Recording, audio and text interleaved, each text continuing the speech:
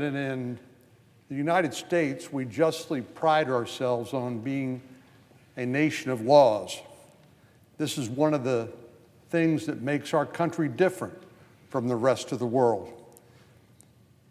Economists have written about the fact that while there are many entrepreneurial or innovation societies and economies, it is the rule of law, the predictability, the enforcement of contracts, and the fundamental guarantees of rights that makes us successful where other countries fail.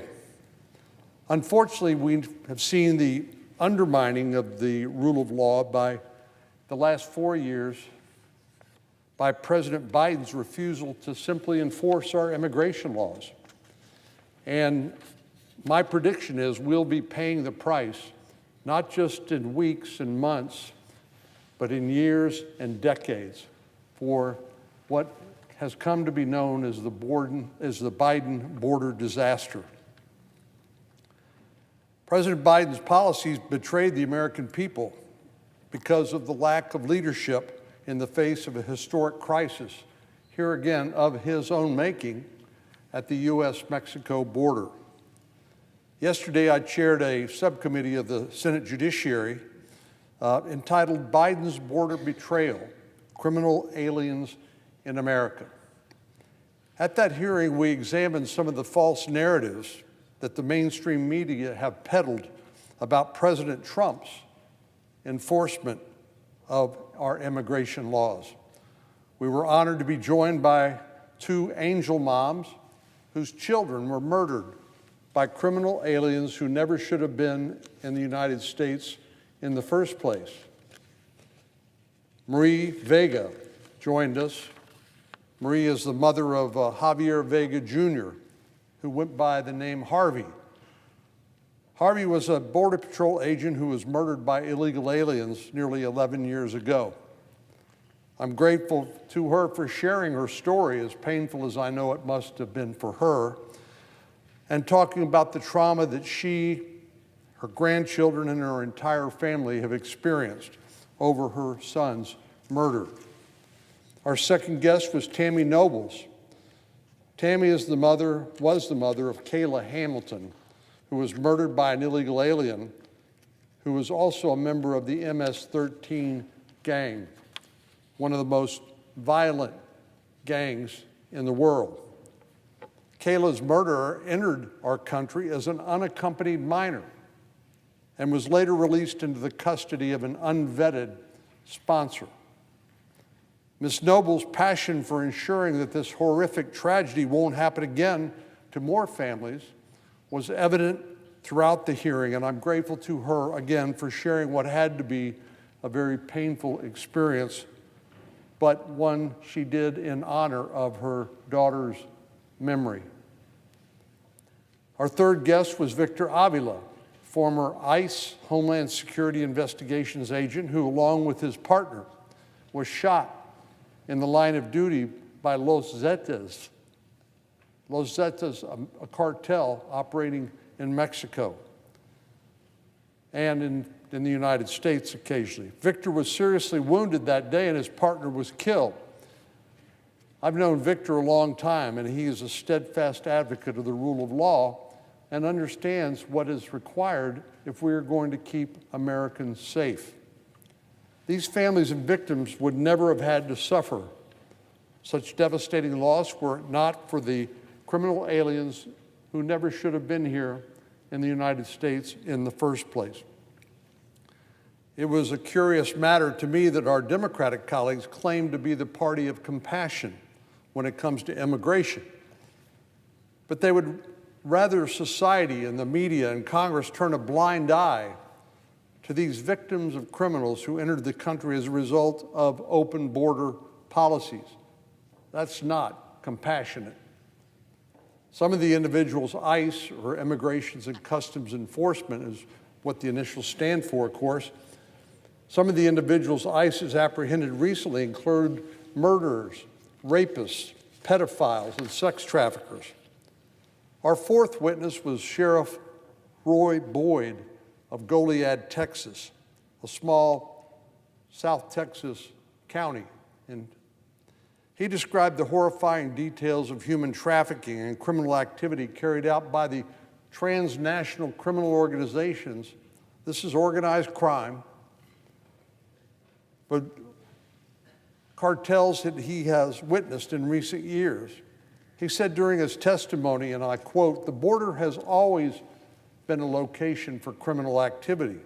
However, I've never witnessed such an increase in blatantly open criminal activity as I did between 2021 and 2024. It's truly shocking to think about the sheer number of illegal criminal aliens who are currently roaming free in the United States." Now, you would think, listening to some of my Democratic colleagues, that ICE is arresting gardeners, cooks, housekeepers, people who are basically just trying to earn a living. But the truth is there are 291,000 criminal aliens in the United States who are under final orders of removal.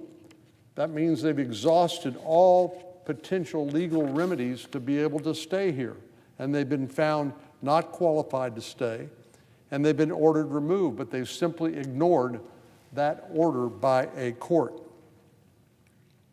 For this fiscal year alone, 213,000 criminal aliens with final orders of removal have criminal convictions, while another 78,000 have pending criminal charges against them. Even more disturbing is the fact that 282,000 of these criminal aliens are still roaming free, not being held in ICE custody. Now, I know Tom Homan, who's the border czar, who's heading up these efforts, is working to chip away at this list of criminal aliens who's still present in the United States who are under final orders of deportation.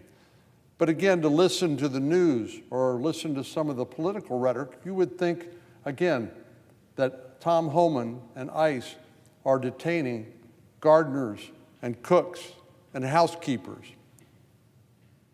when 282,000 of these criminal aliens with final orders of deportation are still roaming free. Most aliens with final orders of removal have been in the immigration system for almost a decade. That's they've been litigating their claims in immigration courts, some for almost a decade.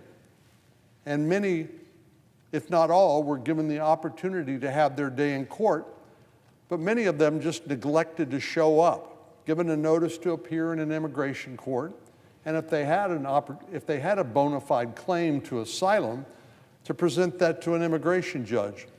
But many of these individuals simply did not show up, forfeiting any right they had to claim that they could legally stay in the United States. But all of this doesn't stop our colleagues across the aisle from claiming that illegal aliens detained by ICE are not being given due process. Well, we're blessed to live in America, no doubt, and I think sometimes we take for granted all of the privileges that we are afforded and all the rights we have as citizens. So it's worth asking the question, what sort of process are these illegal aliens actually due? And while the Fifth Amendment to the Constitution and the Bill of Rights applies to all individuals in the United States, illegal aliens are not entitled to the same range of due process as U.S. citizens, especially when they neglect or refuse to show up in the first place when the notice to appear has been given, but they simply reject it. The idea that someone could break our laws, enter our country illegally, and then be entitled to all the rights and privileges of an American citizen is awfully far-fetched, and it's not the law. Let me be clear about what the law actually says. Aliens who already have final orders of deportation who are being detained for the purpose of removal already had their due process. I would encourage my colleagues on the left to reflect on this before continuing to use the buzzwords due process to mislead the American people as they discuss cases that appear sympathetic, but where the process that these aliens were entitled to has simply been exhausted and they lost, or they refused to show up in the first place. The American people know what Democrats fail to admit: deterrence. Deterrence is a critical part of immigration enforcement and preventing the flow of criminal aliens into the United States in the first place. In other words, if you know that it's likely that if you pay a coyote or a human smuggler $10,000 to smuggle you into the United States, but you're unlikely to be able to stay, then you're probably not going to make that decision to make that dangerous trip in the hands of a criminal organization to come to the United States. That's part of what we talk about when we're discussing deterrence, the likelihood that you'll be unsuccessful, so you don't try in the first place. I've been impressed by the way that the state of Florida has stepped up to the plate by helping the administration open a detention facility known in the press as Alligator Alcatraz. Well, whatever's necessary to provide detention facilities for people who have no legal right to remain in the United States because they've exhausted all of their legal remedies, we've just provided significant additional resources in the One Big Beautiful Bill to the Department of Homeland Security and ICE to build those detention facilities, like the one in Florida, as needed, in order to detain people before they are repatriated or removed from the United States.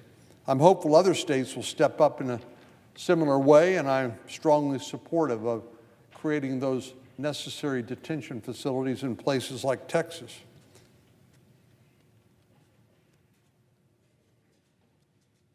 The American people voted overwhelmingly on November the 5th for a president who promised to enforce our immigration laws. And so it's only right that our states would work together with the federal government to facilitate the enforcement of those laws that the American people voted for. I know they are thankful to President Trump for keeping his promises, and I look forward to continuing to work with him and Governor Abbott to ensure that this work continues in my home state of Texas. Together, we are making our communities safe again.